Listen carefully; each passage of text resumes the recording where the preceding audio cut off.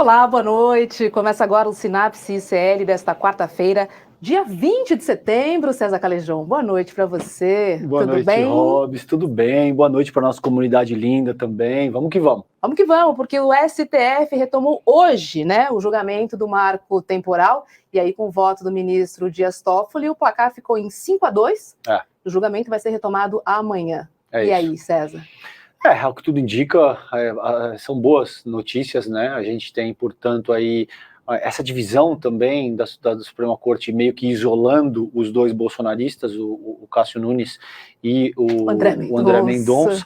E é um absurdo, né? É um absurdo que isso sequer esteja em pauta na Corte Constitucional Brasileira, que a gente, de fato, tenha a pretensão de dizer que os povos originários da nossa terra só têm direito àquilo que eles estavam ocupando em 1988, quando esses povos já ocupam essa terra há milênios. Então, vamos ver, ao que tudo indica, são notícias bastante promissoras.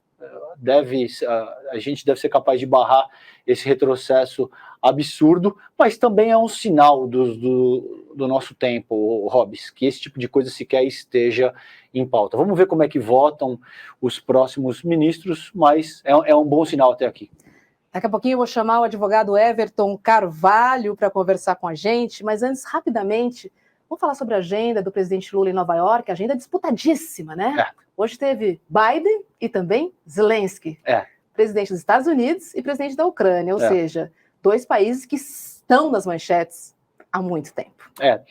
Bom, o Biden partiu dele a iniciativa de querer falar a respeito de trabalho. A meu ver, o Lula é hoje um dos principais líderes do mundo, seguramente o principal líder do sul global e seguramente o principal líder que veio do chão da fábrica, do nosso proletariado e, portanto, interessa para o Joe Biden, principalmente para se comunicar com as working class, o que eles chamam de blue collar nos Estados Unidos, para parte da esquerda, uma série de razões que para o Biden interessa lançar uma iniciativa conjunta dessa com o Lula, endereçando a classe trabalhadora. É óbvio que tudo isso tem um nível simbólico da diplomacia e tal, a coisa no âmbito prático é bastante diferente do que quando existem esses anúncios diplomáticos, mas é um bom sinal. É um bom sinal que o Biden esteja disposto, de muitas maneiras, a propor esse tipo de acordo, que o Lula aceite e que isso tenha acontecido dessa maneira. Com o Zelensky já é outra história. O Zelensky está interessado em armas, né? Em armas, em apoio político.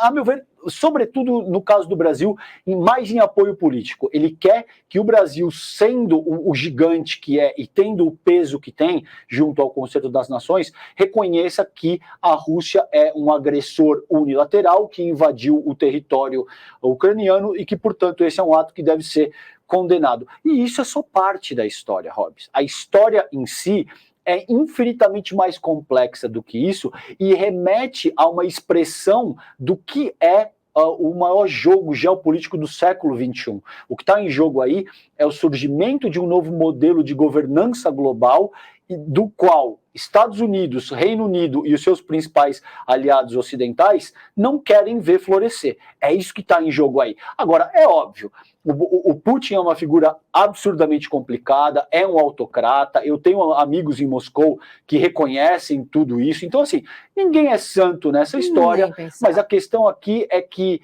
o debate precisa ser muito mais profundo do que simplesmente comprar a perspectiva ocidental que tenta criminalizar um lado e tenta colocar o outro lado como bonzinho da história. Everton está esperando. Vamos lá. Olá, muito boa noite, doutor Everton Carvalho, advogado, ativista, rapper e liderança do movimento negro. Olá, boa noite, seja muito bem-vindo ao nosso programa. Que bom começar assim. Boa noite, Everton. Obrigado, querido. Um prazer falar contigo, irmão. Obrigado, Cezão, Roberta, agradeço o convite. Para mim é uma honra estar aqui. Eu sou muito fã do trabalho que vocês vêm realizando já ao longo de vários meses aí. Estou bem feliz de acompanhar essa evolução e está cada vez crescendo mais, né? Então é uma honra estar aqui ajudando a construir, a pavimentar essa estrada aí. Everton, já fiz uma rápida apresentação, mas eu queria que você falasse um pouco mais sobre você para a nossa audiência do ICL, que ainda não te conhece. Enfim, se apresente aí para a gente, por favor. Bom, eu sou Everton Carvalho, tenho 31 anos, sou de São Paulo mesmo, capital, e sou advogado, né? Sou ativista do movimento negro, fui MC de batalha também, forjado nas batalhas de rima, roda de break, tudo envolvendo hip hop. Uhum. Hoje eu faço parte do Conselho Nacional de Segurança Pública do Ministério da Justiça. Tem o meu projeto chamado Favela Forever, que é o projeto onde eu realizo o desencarceramento em massa da juventude negra, provando a inocência de jovens negros que estão sendo acusados injustamente por crimes que não cometeram, tudo de forma gratuita. Boa. Quer começar, César? Vamos lá. Querido, tem essa questão, a gente sabe que no Brasil o fato de ser negro já implica num risco maior de ser morto pela polícia, de ser preso pela polícia. Isso são dados empíricos, portanto não é nenhuma questão de achismo, de interpretação. São dados bastante empíricos que demonstram essa realidade factual de como o país está organizado. Nesse sentido, surgem propostas, por exemplo, teoria crítica da raça, surgem novas visões para os operadores do direito que trazem essa dimensão histórica e cultural no sentido de colocar o direito como essa prática que não surge aleatoriamente, né, do nada. Ela é uma construção social e que, portanto, responde aquilo que a gente também tem de pior, muitas vezes, na nossa sociedade. Qual que é a importância, a teu ver, de reformar a prática do direito para oferecer uma justiça minimamente mais igualitária, cara? Olha, César, é muito bom você ter feito essa pergunta, porque existe um princípio norteador do direito, né? Não só da questão judicial, mas do funcionalismo público no geral, que é o princípio da imparcialidade, né? Em tese, os juízes, promotores, todos os membros do Poder Judiciário, do Ministério Público em geral, eles precisam ser, em tese, imparciais. O problema, César e Roberto, é que a gente vive numa sociedade, principalmente hoje na era digital, que a pessoa, para ela ser imparcial de forma pura, ela tem que morar em Marte.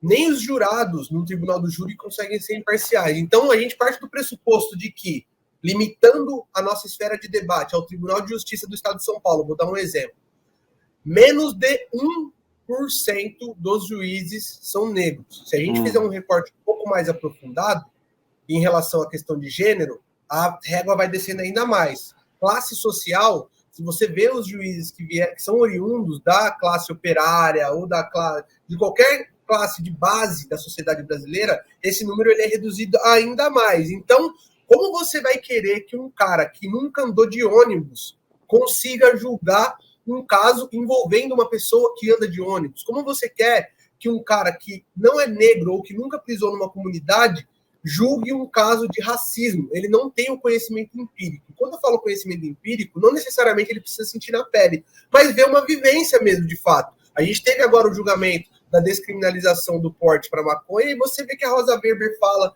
que foi pela primeira vez dentro de um presídio. Quantos anos ela é juíza? Quantos anos ela é ministra?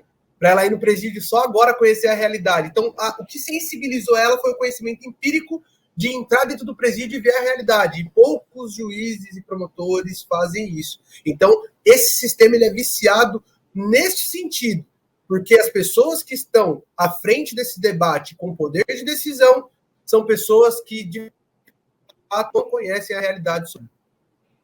E, Everton, eu queria falar um pouquinho sobre... Você falou que defende, né, muitas pessoas que são presas injustamente. Você consegue dar uma porcentagem para a gente de pessoas que são presas injustamente? E eu queria emendar nessa pergunta uma outra, que é a seguinte, que você explicasse para a gente o que é o perfilamento racial também. Uhum. Sim. É difícil a gente conseguir precisar essa porcentagem, por quê? Eu vou te explicar por quê. O cara que comete um crime e a justiça não consegue provar que foi ele, o dispositivo da sentença vai sair igualzinho ao cara que realmente é inocente. Não, tem lá um dispositivo de um parágrafo que diz geralmente assim: ante o exposto, levando em consideração que as provas elas são frágeis ou não teve um conjunto probatório suficiente para comprovar a autoria do réu, absolvo por falta de provas. O dispositivo não diz lá, absolvo porque fulano é inocente. Isso não existe. Não existe. Eles falam, absolvo por falta de provas. O dispositivo é esse. Então a gente não consegue ter esse recorte de quem verdadeiramente é inocente, porque tem muitos caras que realmente cometeram crime e o Ministério Público foi incompetente o suficiente de não conseguir comprovar a autoria, então a gente parte do pressuposto que o devido processo legal deve ser cumprido. Então a gente não consegue limitar a isso. Eu vou te dar um exemplo aqui dos números que eu tenho do nosso projeto. A gente tem 30 casos, e dos 30 casos a gente conseguiu ganhar todos. A gente está a 30/0. Então a gente vê por aí que do recorte que eu tenho pessoal, eu já estou comprovando que o sistema não está funcionando de alguma forma, né?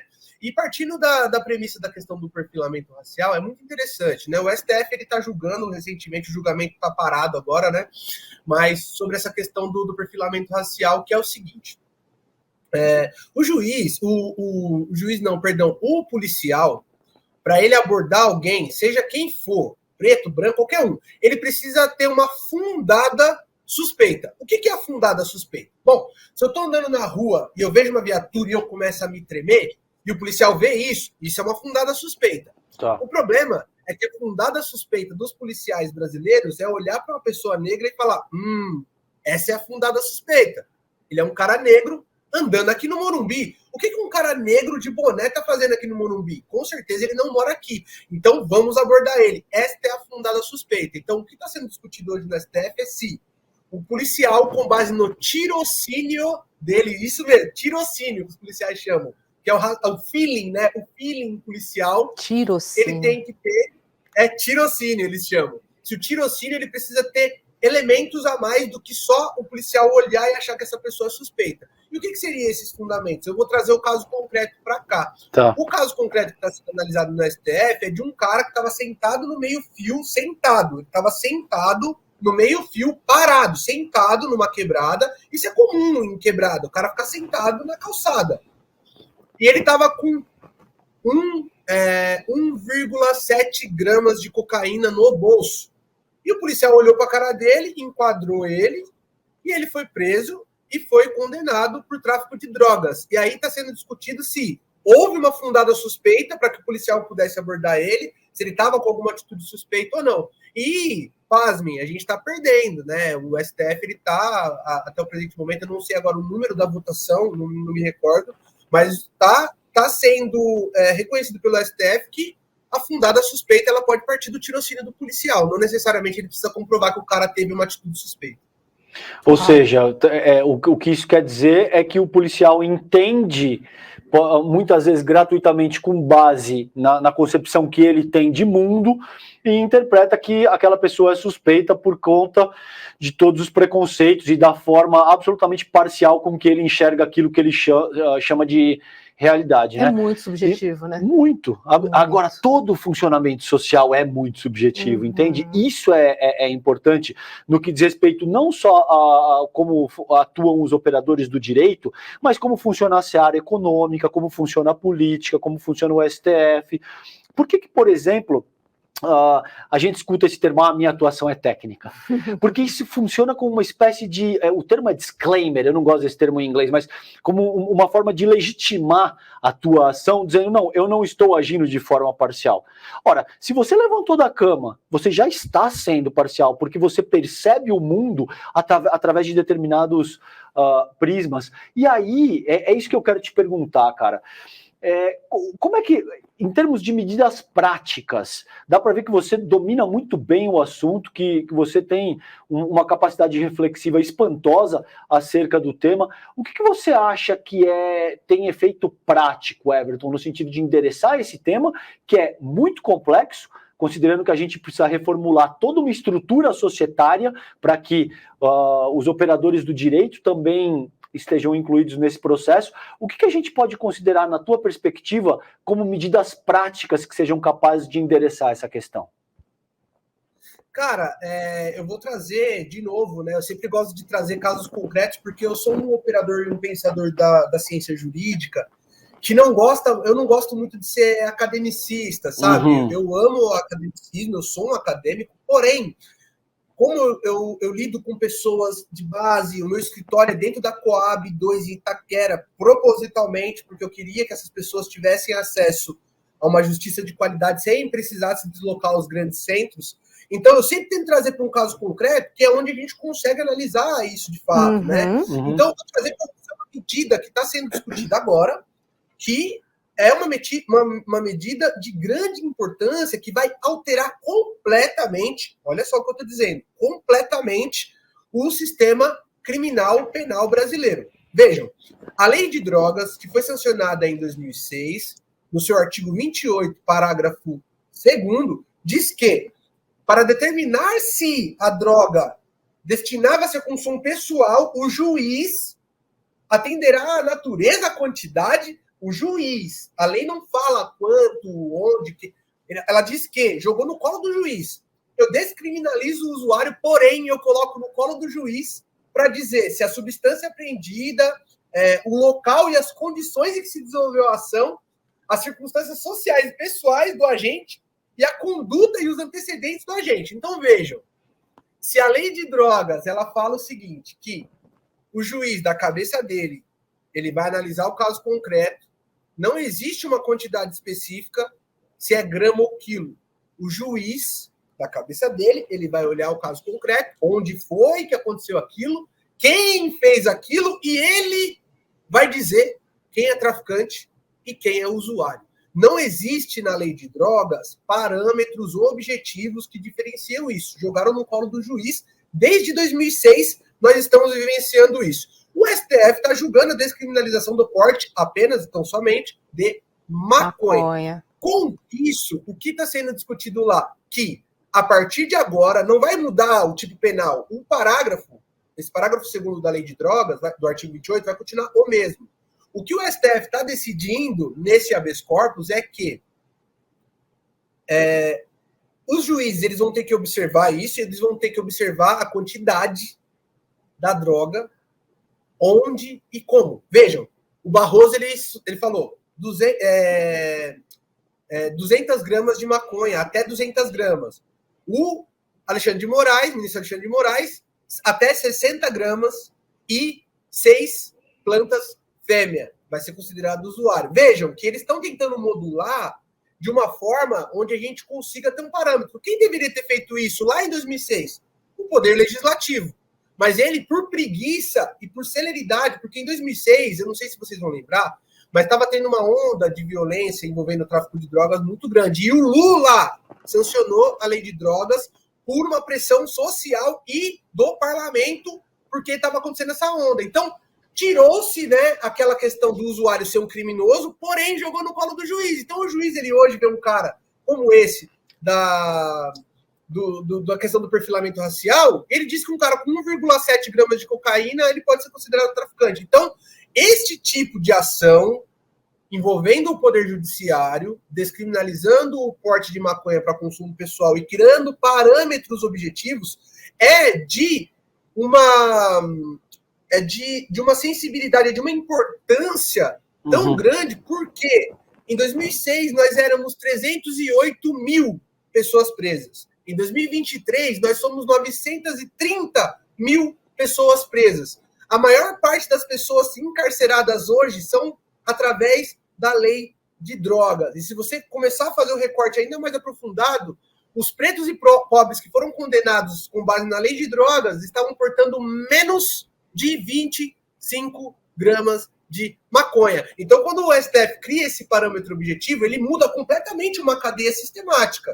O que deveria ter sido feito pelo Legislativo em 2006 está sendo feito pelo Judiciário só em 2023 e por causa de pressão social e dos advogados. Inclusive, se vocês não sabem, esse recurso ele é de um cara que foi pego com menos de 0,5 gramas de maconha dentro da cela e foi condenado por ser usuário.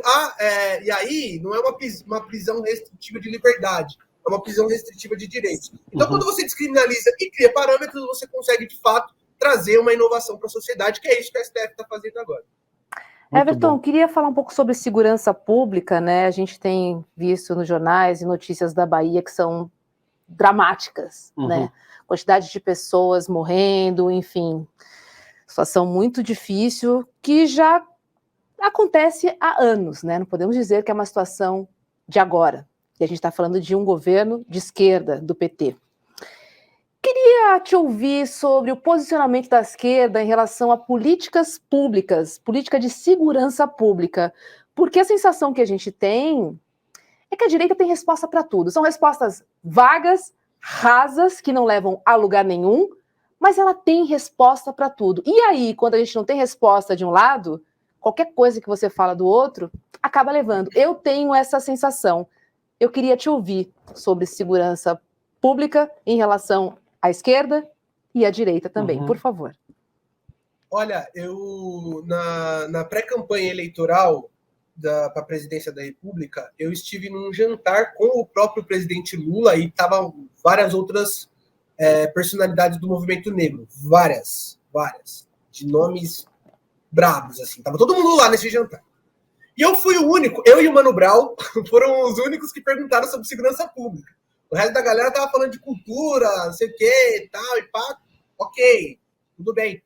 E eu e o Mano Brown fomos os únicos que falamos sobre segurança pública lá. E aí, a minha pergunta foi muito específica pro Lula, falando o seguinte: olha, Lula, você tá aí com um plano de governo legal, reforma revogação da reforma trabalhista, reforma tributária, tudo bem. E a reforma e a revogação da lei de drogas? Quando vai ser? Eu estou esperando essa resposta até hoje, vocês acreditam? Porque realmente é um vespeiro.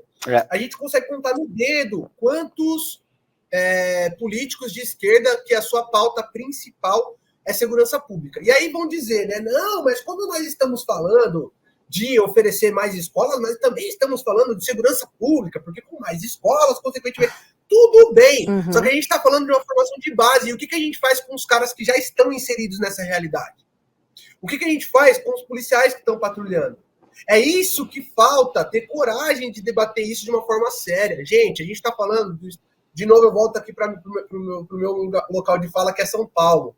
São Paulo elegeu João Dória para prefeito em primeiro turno, dentro das periferias. Como que a gente explica isso para um extraterrestre? Aquele extraterrestre, sabe aqueles extraterrestres que foram encontrados lá, que apresentaram no México? Se ele contasse a vida, como que a gente explicaria para esses caras, parceiro? Ele ia ressuscitar, o Everton, eu acho, viu? Mano. Aí você vai fazer um recorte de campo e você percebe que o cara virou e falou assim: olha, eu vou colocar mais polícia na rua. O PT, ele conseguiu fazer com que a gente tivesse poder aquisitivo e conseguisse entrar na universidade. O problema é que o governo do PT, os primeiros governos do PT, abandonaram a segurança pública. E o que aconteceu com isso? Eu chamo de gourmetização da quebrada. Por quê? Você pode reparar, todas as periferias, em grande maioria da cidade de São Paulo, principalmente da cidade de São Paulo, é um barraco com um sobrado, um barraco com um sobrado, um barraco com um sobrado. Vocês já repararam nisso? E a pessoa que conseguiu construir um sobrado do lado do barraco é uma pessoa que entrou na universidade através da política de cotas. Essa pessoa não foi educada socialmente para entender e que ela está inserida na mesma realidade daquela pessoa do barraco, só que ela ascendeu. E aí ela comprou um carro melhor, comprou um celular, e aí ela sai no portão de casa ali e é assaltada na porta de casa. Se ela não consegue entender a problemática que está ali dentro, ela vai votar no cara que vai estar falando para ela que vai colocar uma polícia na porta da casa dela. Eu não estou nem falando de matar, viu? Eu estou falando de colocar uma viatura para patrulhar. Claro. E aí tem que começar a debater isso de forma séria, porque a gente perdeu esse debate no tempo. Então, eu faço parte do Conselho Nacional de Segurança Pública. Lá existem discussões que falam sobre compra de colete, abertura de edital para concurso público, para GCM, para bombeiro, para polícia. Isso precisa existir. Óbvio, a gente está falando de uma sociedade que está mergulhada na corrupção e na criminalidade. Precisa, mudar os modos operantes de dentro das polícias. E aí, Roberta, a gente pega o gancho daquilo que você estava falando do governo da Bahia. As polícias militares dos estados são órgãos completamente independentes, gente. Como é que a gente explica o governo do PT sendo a polícia que mais mata? Como você explica isso de novo para aquele ETzinho lá do México? Como a gente explica isso? Quem é o governador da Bahia? Quem é o governador do Rio Grande do Norte? Quem é a governadora do Rio Grande do Norte? Vocês viram o que estava acontecendo no Rio Grande do Norte agora há pouco. Por quê? Porque o debate foi tomado por essa galera. Então nós precisamos debater, César, de uma forma mais séria. Eu trago de novo mais uma pimenta para o nosso debate. Uhum. Eu faço parte do Conselho Nacional de Segurança Pública desde o governo Temer. No governo Bolsonaro, nós tivemos mais de 5 reuniões do Conselho. Quantas reuniões do Conselho Nacional de Segurança Pública nós já tivemos no governo Lula? Conta, Zero. Zero? Zero. E aí você vai dizer para mim que esse governo está preocupado com a segurança pública?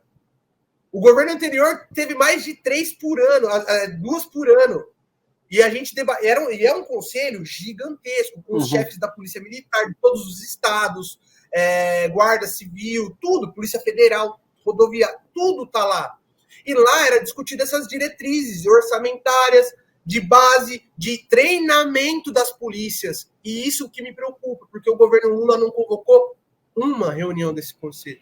Então, como que a gente vai falar de uma polícia mais humanizada? Como a gente vai falar da reforma dos treinamentos internos da PM? Como que a gente vai falar da implementação de mais câmeras nos coletes dos policiais? Como é que a gente vai falar de uma câmera que não possa ser manipulada, de um sistema novo onde a polícia não possa manipular as filmagens que ali estão, sendo que não tem essas reuniões?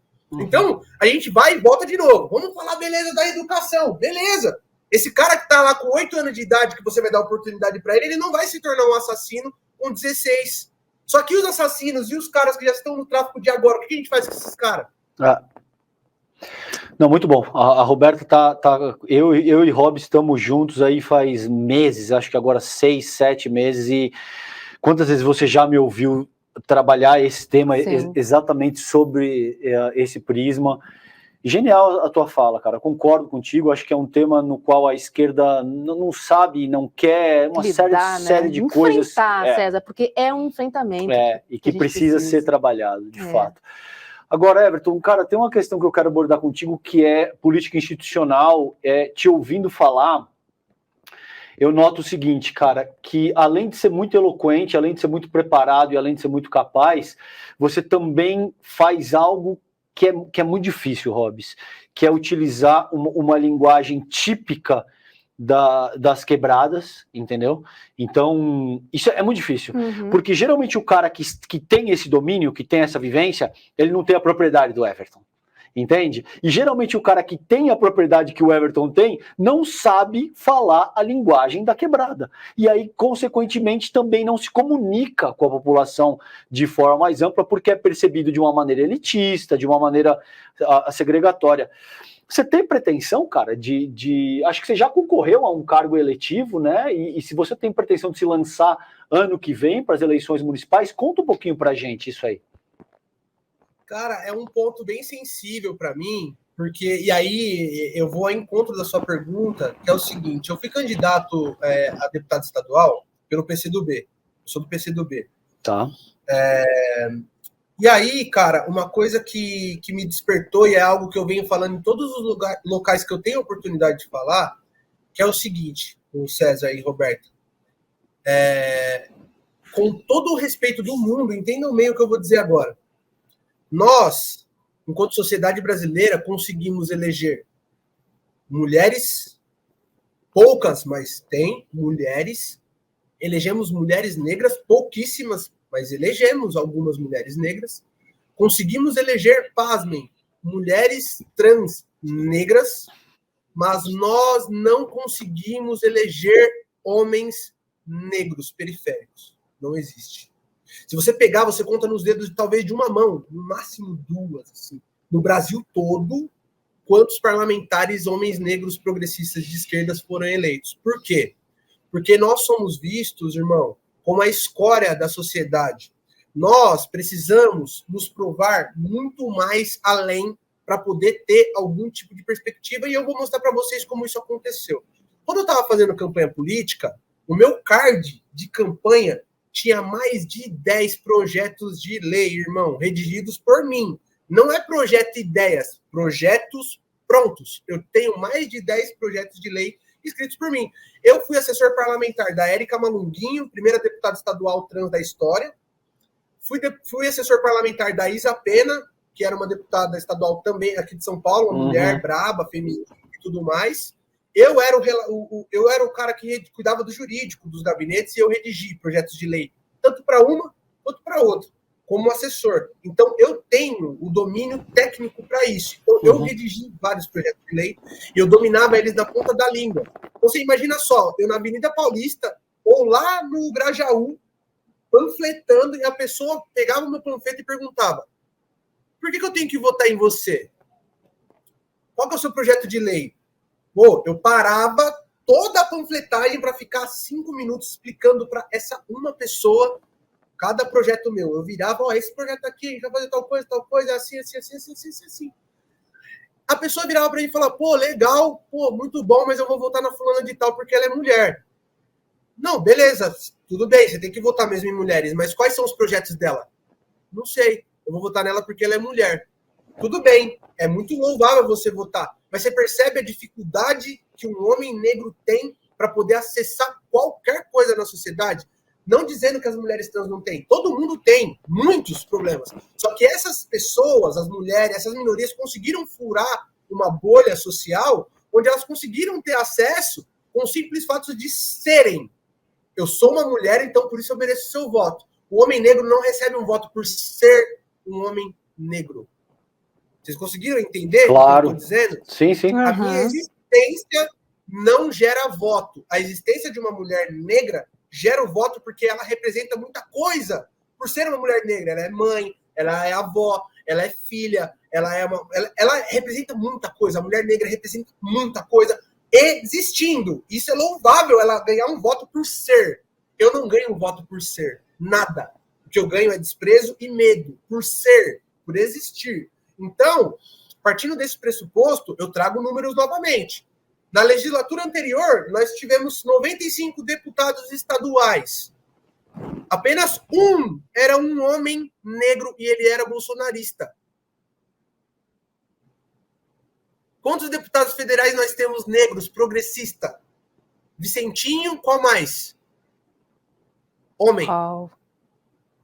Vocês percebem? O Pastor Henrique. Pastor Henrique. Qual mais? Você tem que fazer um esforço para começar a lutar. Você tem que fazer um esforço, porque o homem negro é a escória da sociedade. E eu digo mais.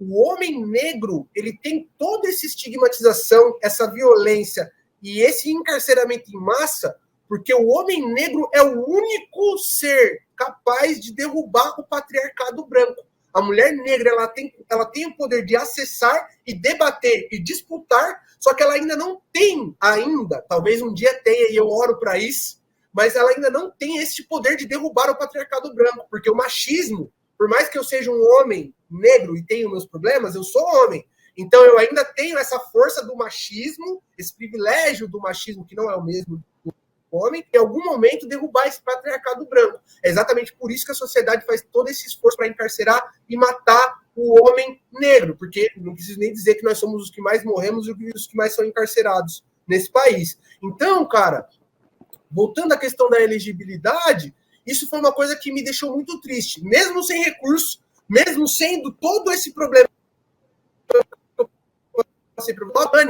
sem dinheiro, sem base partidária, sem padrinho, sem nada, só sendo o que eu sou e trazendo as minhas ideias. Porém, ainda é pouco, a gente não consegue, você percebe? É difícil. E aí, voltando à sua pergunta, só para finalizar, César, eu ainda não sei, eu estou estudando as possibilidades, levando em consideração todo este problema. Tá. Porque o meu existir não ganha voto. Então, eu preciso de estrutura, dinheiro, apoio da mídia, apoio de famosos, e as pessoas preferem apoiar mulheres trans e mulheres negras, e tá tudo bem com isso, não tem problema, não estou falando, não estou criticando isso. Não, tá claro, sim.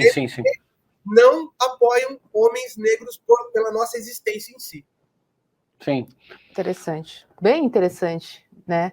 Porque quando a gente vê a base da pirâmide em relação, né, a pirâmide social mesmo, né, as mulheres ocupam a base da pirâmide, né, as mulheres pretas ocupam a base da pirâmide. Homens estão um degrau acima, né, o salário de um homem é muito maior que de uma mulher, isso também funciona para as pessoas pretas, mas esses estereótipos que você está trazendo, Everton, são muito marcantes, né? Eles por si só dizem muita coisa, simplesmente pelo seu corpo e o que você representa. Muito, muito interessante essa sua reflexão.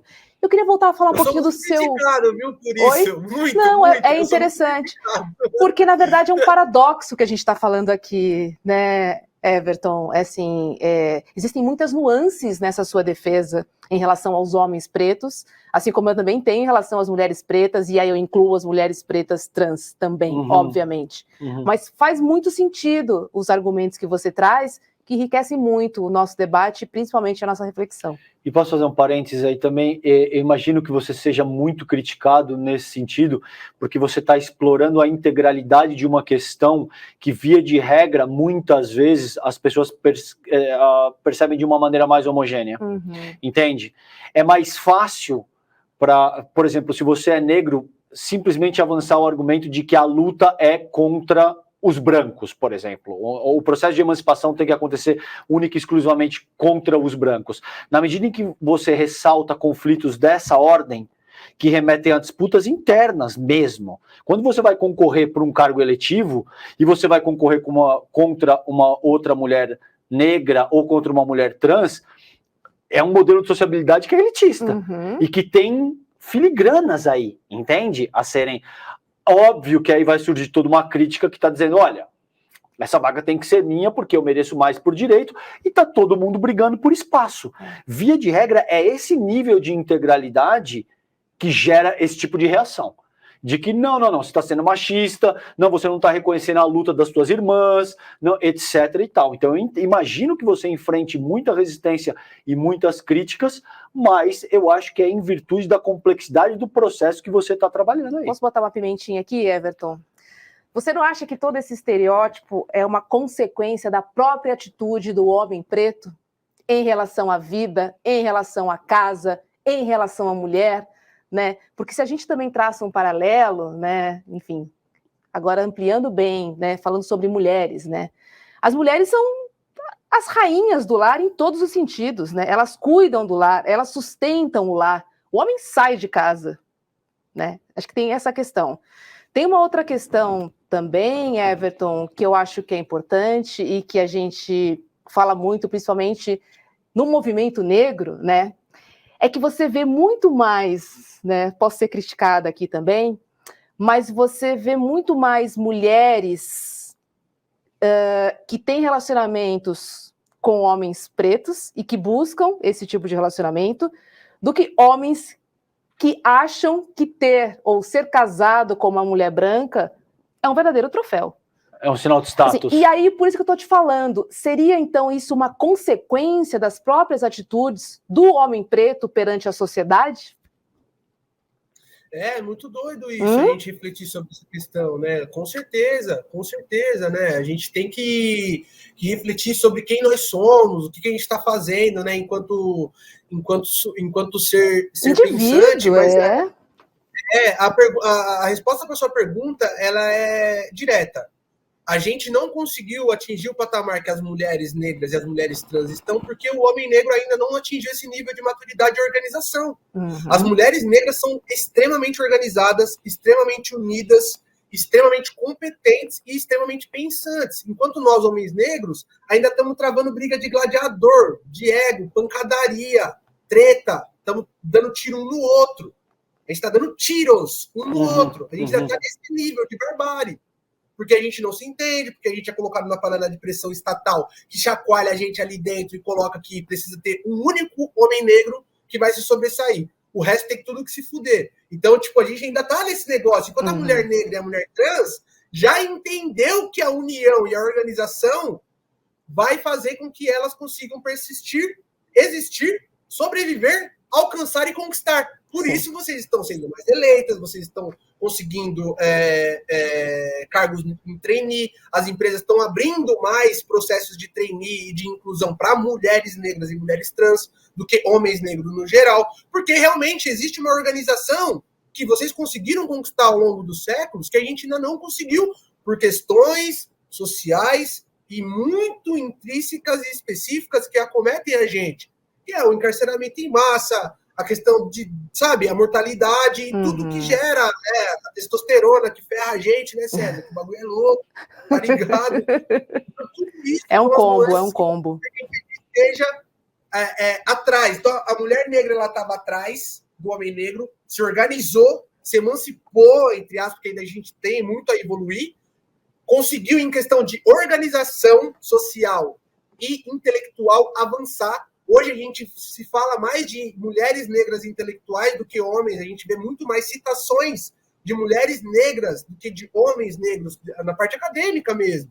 Então, isso é um troféu das mulheres negras pela questão da organização, persistência e competência, que é uma coisa que eu critico nas rodas de homens negros, no movimento negro. Eu sou um cara muito subversivo dentro do movimento. Então, você vai me ver em muitos embates ideológicos internos que faz com que isso seja possível, né? Esse entrave. Então, eu concordo muito, Roberta, com o que você está falando, e eu acho que é exatamente isso, essa questão da organização, porque a gente ainda não conseguiu se organizar a esse nível. Vou dar mais uma pimenta nesse negócio. Vamos lá, a gente adora. Vai na roda de samba. A maioria é bolsonarista, é de direita. Roda de samba. Meu Deus do céu, eu não consigo entender preto votando em Bolsonaro, juro, Everton, é uma coisa que não cabe em mim. Vai no futebol, vai numa quadra de futebol de salão, qualquer coisa aí, de quebrada, várzea. Você vai ver a galera falando que votou no Bolsonaro, que votou no Dória, que votou em sei lá quem. Então, e as mulheres negras não estão nesse balaio, elas já estão evoluindo para outra questão. As mulheres negras conseguiram se organizar e convencer as donas de casa, que nem televisão tem, a votar no Lula, por exemplo. Enquanto a gente não consegue fazer isso no campo de futebol, na roda de amigos, no pagode, no rap.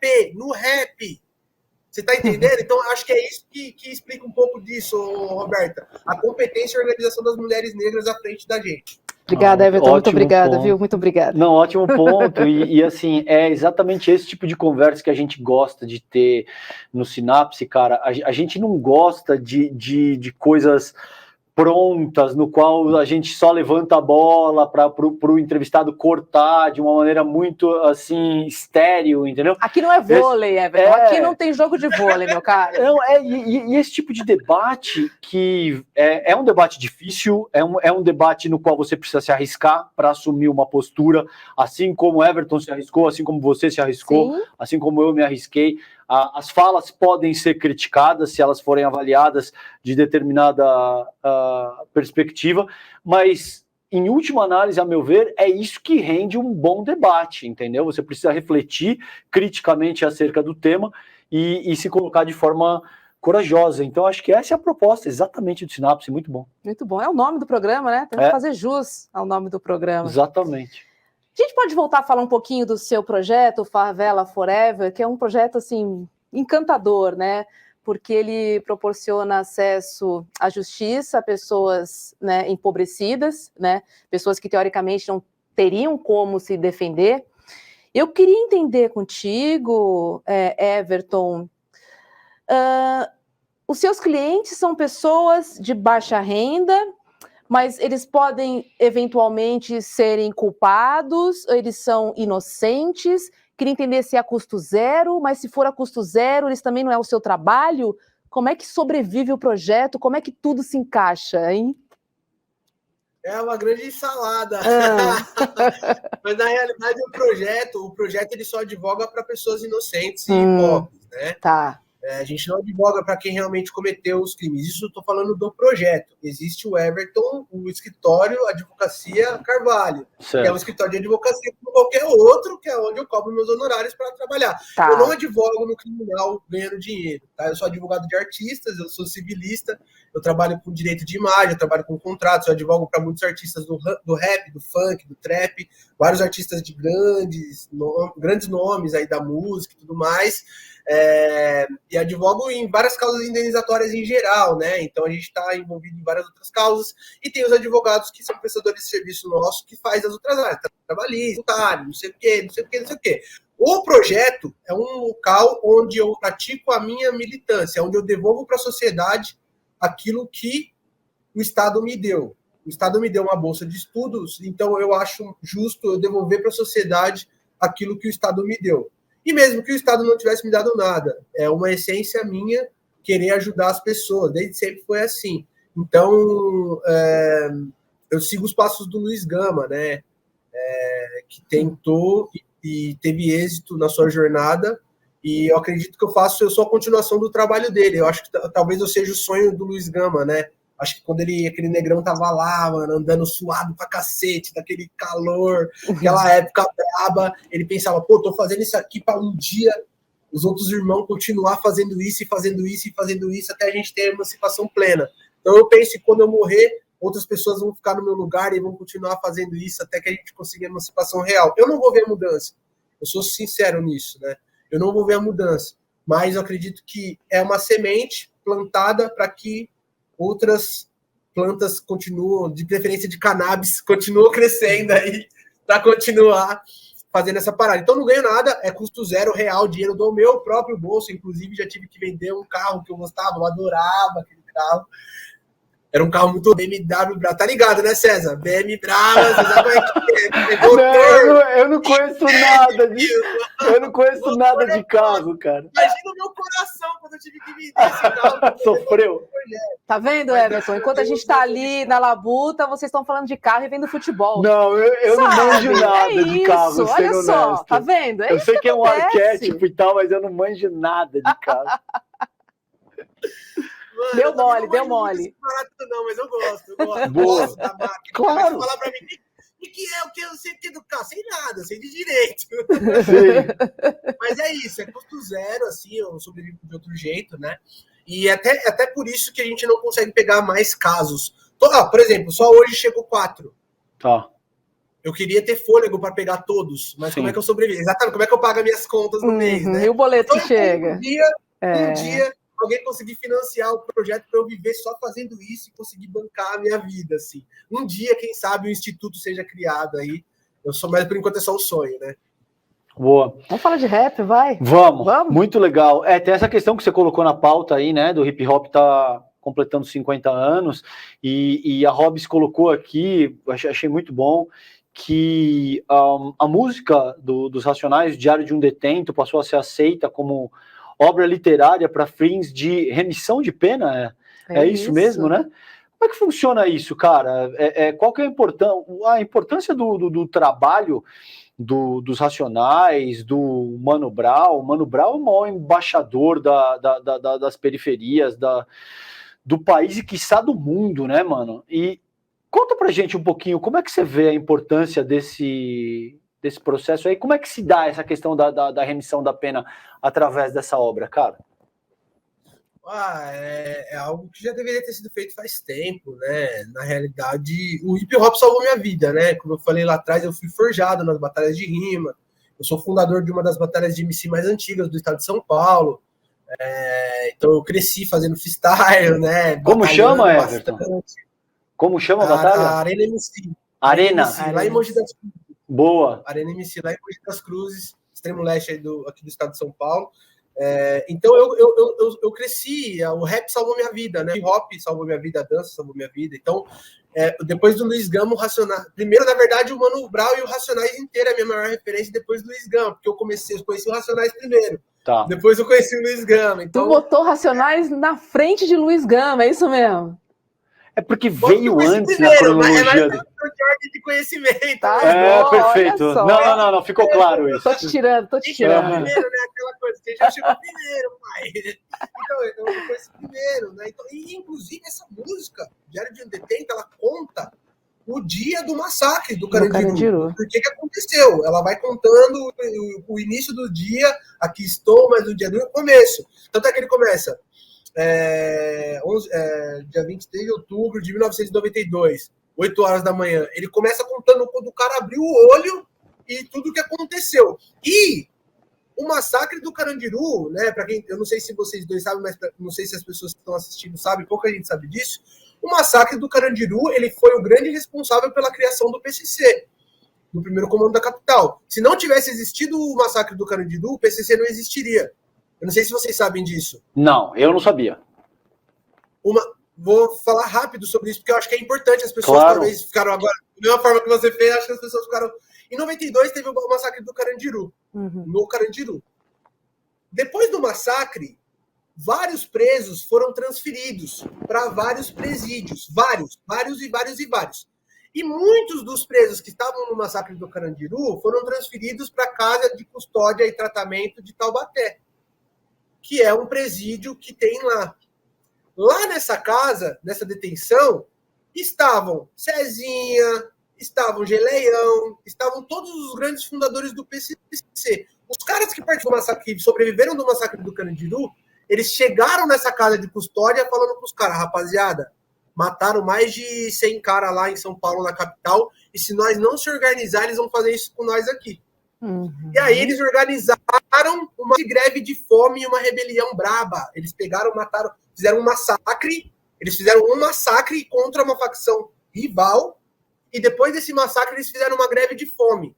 Para quê? Para que não existisse mais massacres dentro dos presídios. Olha que paradoxo louco. Teve um massacre em São Paulo, eles foram lá em Taubaté, fizeram um massacre contra a facção rival, fizeram uma greve de fome, isso se espalhou e os caras conseguiram fazer mais de uma dezena de presídios se rebelar simultaneamente, presos e sem internet, pai. Como você explica isso? Os caras conseguiram fazer mais de 10 presídios se rebelarem no mesmo dia, simultaneamente, com todos os presos fazendo greve de fome para que não acontecessem mais massacres dentro dos presídios. E assim surgiu o PCC. Então, é por isso que eu trouxe essa história, porque muita gente não sabe, mas o próprio Estado de São Paulo criou o PCC. E aí aí a importância da arte, né? O Racionais, ele traz essa reflexão dentro dessa música, e hoje a arte do Racionais, que reflete essa realidade que aconteceu em 92, se transformou em uma obra literária capaz de remir penas dos caras que estão dentro do sistema carcerário. Olha que ciclo muito louco, mano. Se você parar para refletir, você vai longe, né? E aí é a importância disso, né? A importância da cultura e do acesso à informação e acesso a esse tipo de conhecimento. Porque muitas das pessoas não leem um livro, mas escutam Racionais. Claro. E a partir dessa música, sabem o que aconteceu dentro do massacre do Carandiru naquele dia, sem precisar ler uma página de livro. Mas como é que funciona na prática a remissão da pena, cara? Cara, a remissão é o seguinte, cara. O preso, ele pode, a cada livro inteiro que ele lê, um exemplo, né, ele pode remir 4 dias da pena dele, a cada obra inteira literária. Então, se o cara lê a obra literária, na verdade, o livro inteiro do Racionais, que consta o diário de um detento ali dentro, que é aquele livro que o Racionais lançou. Eu não sei se vocês já viram esse livro, mas ele é um livro onde tem as letras das músicas. Se o cara lê, ele vai ler a letra da música. E ele terminou de ler, ele faz um relatório. E esse relatório ele serve para remir pena. Então ele faz um relatório sobre o livro, e aí tem uma equipe interna do presídio que analisa. O cara não vai lá falar, li esse livro. Aí ele coloca uma receita de bolo lá, 4 dias. Muito bom. Livro. Não, tá explicado. Tá explicado. Tem uma equipe multidisciplinar nos presídios que avaliam isso, né? E geralmente são presídios onde já existe semiaberto, aberto, colônia agrícola. Não são todos os presídios que têm remissão de pena, não são todos os presídios que têm trabalho, não são todos os presídios que têm biblioteca. São pouquíssimos presídios que o detento ele pode ter acesso a livros, bem poucos mesmo. Que pena, né, Everton? Que pena, né? Porque é uma medida genial. Exatamente. Não, é genial. E aí você pega a equipe multidisciplinar que avalia, os caras veem que o cara realmente leu, ele trouxe ali, com as palavras dele, obviamente, que a gente não tá falando nenhum Machado de Assis, né?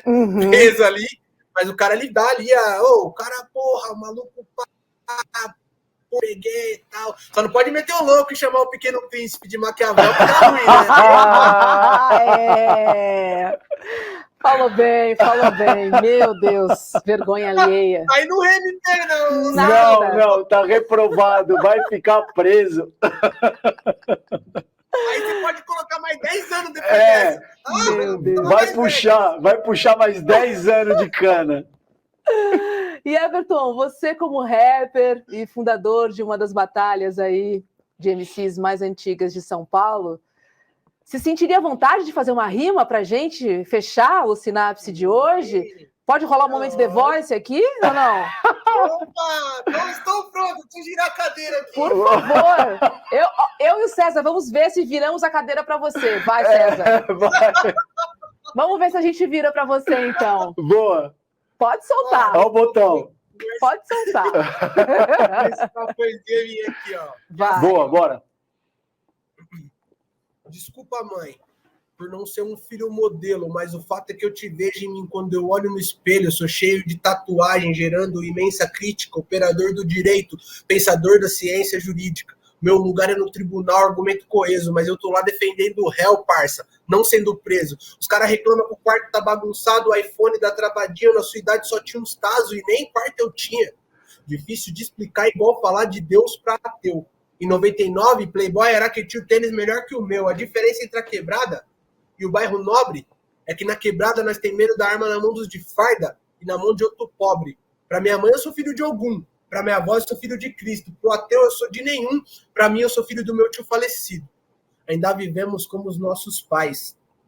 É verdade, Elis. Isso é verdade. Materializando um museu de grandes novidades, metralhando mágoas, heróis morrendo de overdose, um na cruz, um de câncer, meu tio com tiro de 12 é dose. O crime não compensa. Estudar. Eu reconheço que na cadeia, visitando meu irmão, eu vi tudo que eu aprendi na faculdade sendo aplicado do avesso. É tipo um seriado, com 20 temporadas, assuma, ao final ter assistido tudo não serviu pra porra nenhuma. A mesma mão que te dá também tira, parça. A mesma Bíblia que te salva também te mata. Lutero disse que o céu não pode ser comprado e hoje, em nome de Jesus, os caras vendem a alma pro diabo. Eu já fui roubado, furtado, já roubei, já furtei. Eu não apoio a justiça com as próprias mãos. Porque eu me vejo amarrado lá no poste se eu não fosse exceção. Não temos Hitler, mas temos campo de concentração penal. Carandiru, Roraima, Manaus, Chacina e Natal. Sou da Uni qualquer coisa. Fim. Eu não entro no seu mestrado, mas fui aprovado no cartel de Medellín. A inveja existe e a cada 10, 9 é na maldade. Que prefere me ver morto ao ser cotista em faculdade. Everton, vem pro meu time. Brabíssimo, brabíssimo, eu sou legal, cara. Sou uma pretinha gente boa, trabalhadora, honesta. Vem pro meu time, vem. Vai querer levar, César? Brabíssimo. Tô aqui no The Voice, hein? Não, depende. Se ele me escolhesse, nós dois viramos a cadeira. Brabíssimo, cara. César, você tá ligado, né, parça? Eu já tô na Berlinda já, porque minha mulher é uma mina branca, então eu vou ter que ficar preta aqui, senão os caras vão me arrastar. Everton, fica tranquilo, porque a minha também é. Tá tudo bem, tá tudo bem. Eu te escolho pela afinidade. Olá. Boa, não, é isso aí, mano. De mim, né? Demais, cara. Muito, muito linda a tua arte, a entrevista, demais, cara. Muito bom, Everton. Eu que agradeço, obrigado pelo convite. Saibam que vocês podem contar comigo para tudo. O nosso escritório também está à disposição, caso vocês precisem, quiser tomar um café lá, é nós que tá. O projeto também tá aí, tá? E é isso, tamo junto, vamos correr aí. E se eu for me candidatar ano que vem, eu vou dar um salve, hein, mano? Dá uma ligadinha, dá uma ligadinha aí. Cara. Vamos nos falando. Obrigado pela tua arte, pela tua inteligência. Aprendemos muito contigo hoje aqui. Foi demais a entrevista, meu irmão. Obrigado, viu? Parabéns pelo seu trabalho, Everton. Pessoal. Parabéns. E podem me chamar sempre que for preciso, que eu estou à disposição aí para ajudar vocês no que for preciso. Muito legal. Valeu, Everton. Por existir, por esse trabalho do projeto, que ele é maravilhoso, que surjam mais Evertons, né, para que a gente, de fato, possa, pelo menos, melhorar um pouco essa balança, porque ela só tende para um lado, infelizmente ainda. Um beijo. Obrigado, prazerzaço te receber aqui. Luta, valeu, querido. Você me representa, obrigado. Você me representa. Obrigada, um beijo. Ai, César, muito a gente bom. Sempre fica feliz, né? Muito, com as muito pessoas bom. Que a gente conversa. Muito boa a conversa, muito boa a rima dele no final, a propriedade com que ele fala. Ele traz, você sabe que ele trouxe uma um conceito, eu já te falei muito de Vygotsky, né? Uhum. Que tem um enfoque histórico-cultural e que percebe o desenvolvimento humano através da cultura, principalmente dos instrumentos da cultura. E Vygotsky tem uma categoria que ele fala do conceito de vivência, e ele utilizou isso no começo da fala dele, quando ele fala da importância de ter operadores do direito que tenham vivências segundo as quais eles possam entender a realidade de quem eles estão julgando.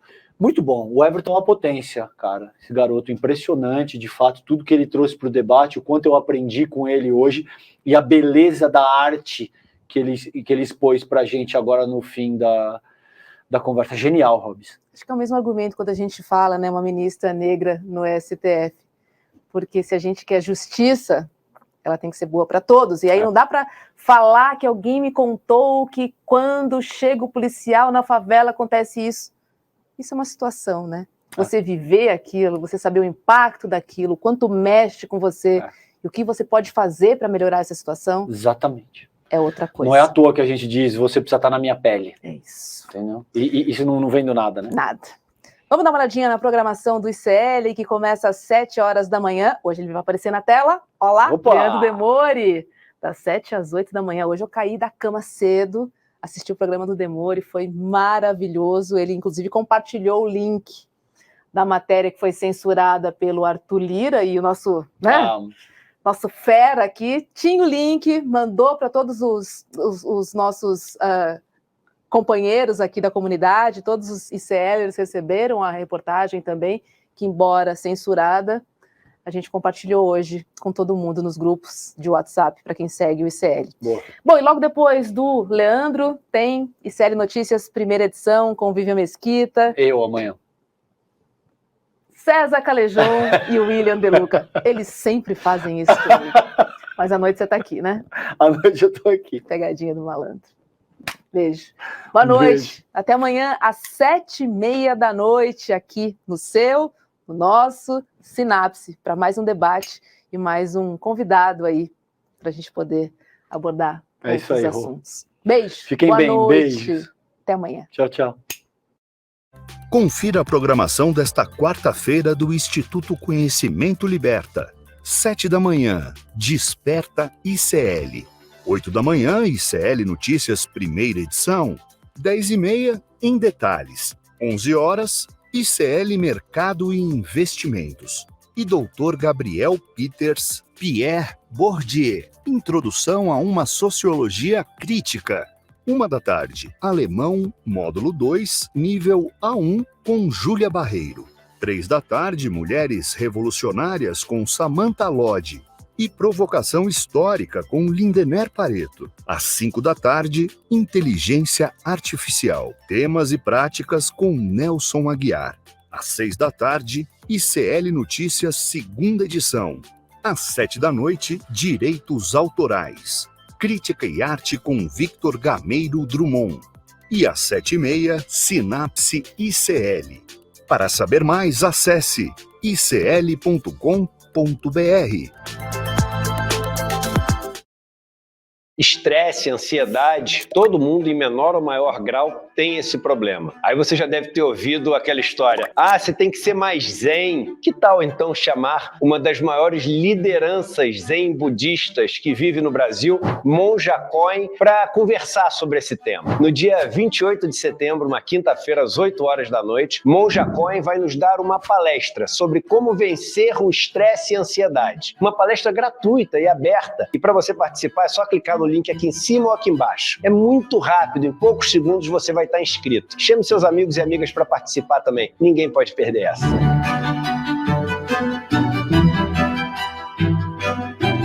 Olá, eu sou Suzy Pisa, sou filósofa, sou mestre e doutora pela Unicamp, sou professora da Universidade Federal do ABC, gravei um curso para o ICL, Instituto Conhecimento Liberta, que está disponível na plataforma para vocês, sobre um dos pensadores mais relevantes do Ocidente, Michel Foucault, um pensador extremamente inquietante, que é utilizado e mencionado, citado com uma frequência impressionante, né? Praticamente todo mundo que estuda as ciências humanas passa por esse filósofo. Eu procurei criar um curso que apresentasse textos básicos do Foucault, como História da Sexualidade, História da Loucura, Vigiar e Punir, A Ordem do Discurso, mas, ao mesmo tempo, mostrasse um pouco do modo de operação deste filósofo, tentando mostrar como que saber e poder e discurso vão se articulando nesses textos e como que essas teses Foucaultianas elas são tão importantes para ensinar a gente a pensar, a produzir conhecimento sobre as sociedades contemporâneas. Esse curso ele tem como título Michel Foucault, Abrindo a Caixa de Ferramentas. Ele tem um caráter metodológico, né, de mostrar um pouco o modo de operação deste filósofo. E, ao longo das aulas, além de apresentar alguns fragmentos de textos, a gente foi tensionando esse filósofo, questionando esse filósofo, para pensar um pouco nas nossas próprias questões. Convido vocês a conhecer esse trabalho. Cada aula tem indicação de textos, para aqueles que não estão familiarizados com essa filosofia, certamente vocês vão encontrar ali um começo, e aqueles que já estão familiarizados um pouco com Foucault, certamente tem muitas teses interessantes para aprofundamento. Além do meu curso, tem mais de 200 cursos na plataforma do ICL, cursos com grandes professores, com grandes professoras, com grandes intelectuais do Brasil. Tenho certeza que ao acessar a plataforma, vocês terão um leque gigantesco de formação continuada aí para vocês realizarem.